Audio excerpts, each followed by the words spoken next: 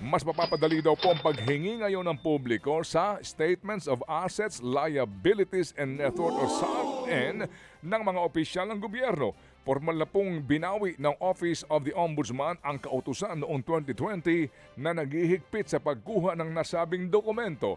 Ayon po sa Ombudsman, karapatan daw ng publiko na masilip ang yaman ng mga opisyal sa gobyerno. Kaya hindi na po kinakailangan ng permiso ng mismong opisyal para masilip ang kanilang SALN. Sa kabila niyan, may ilang kondisyon kung saan posibleng hindi ma-approve ang request.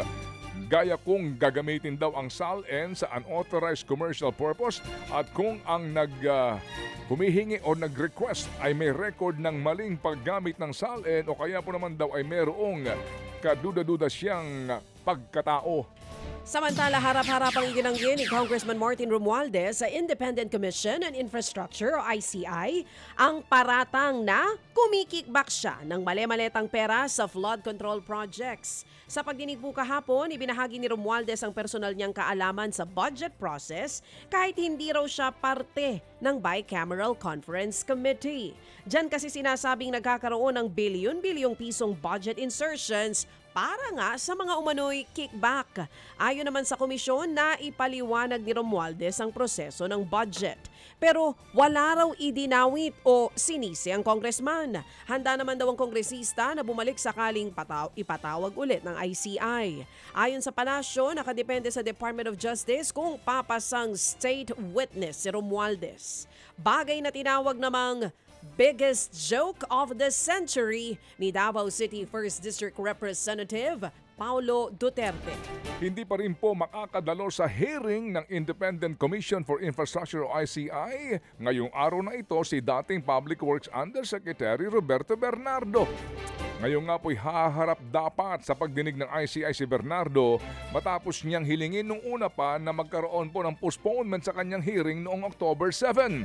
Humingi siya ng isang linggong extension para umano mangalap ng mga kinakailangan pang dokumento at ebidensya para sa hearing.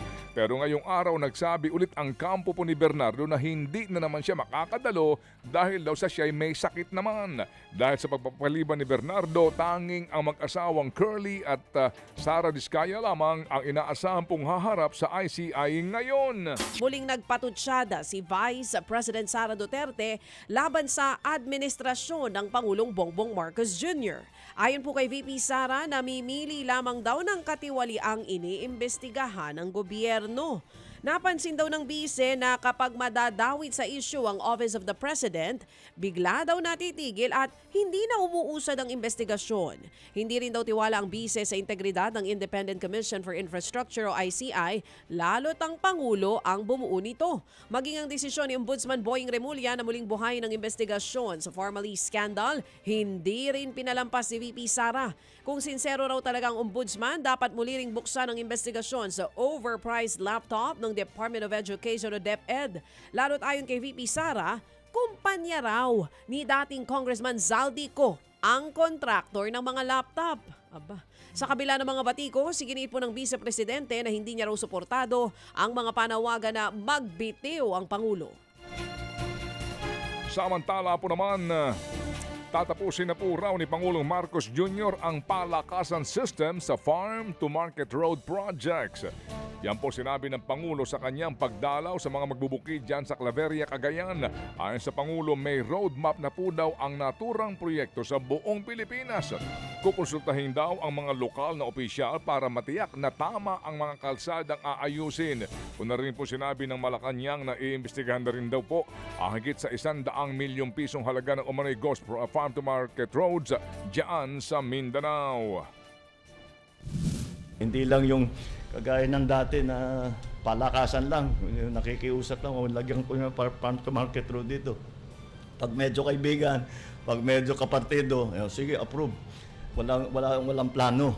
Kung minsan kung saan napupunta ang farm-to-market road na hindi naman nakakatulong sa ating mga magsasaka. ang tinig ni Pangulong Marcos Jr. Samantala, parehong bumaba po ang trust ratings ni na Pangulong Bongbong Marcos Jr. at ni Vice President Sara Duterte. 43% ang nakuhang trust rating ni PBBM nito lamang Setyembre. 5 puntos po ang ibinaba niyan kumpara sa 48% mula noong Hunyo. 8 puntos naman po ang ibinaba ng mga nagtitiwala kay VP Sara from 61%. Naging 53% na lamang po ang ratings ngayong Setyembre. Ginawa ang survey noong September 24 hanggang 30 kung kailan kasagsagan ng investigasyon sa mga anomalya sa flood control project. Mga kapatid, brothers and sisters, saan ka pa? Dito na tayo sa totoo. Dito na tayo sa True FM. Mga kapatid, mag-subscribe and follow po kayo sa social media accounts ng True Network PH. Yan po kami, hanapin nyo lang True Network PH, Facebook, Instagram, YouTube, TikTok, and podcast. Mapa Apple or Spotify man yan, mahahanap nyo kami. Lahat ng mga napapanood at napapakinggan nyo po sa programa, nasa social media accounts namin yan. So paano mga kapatid? See you sa social media!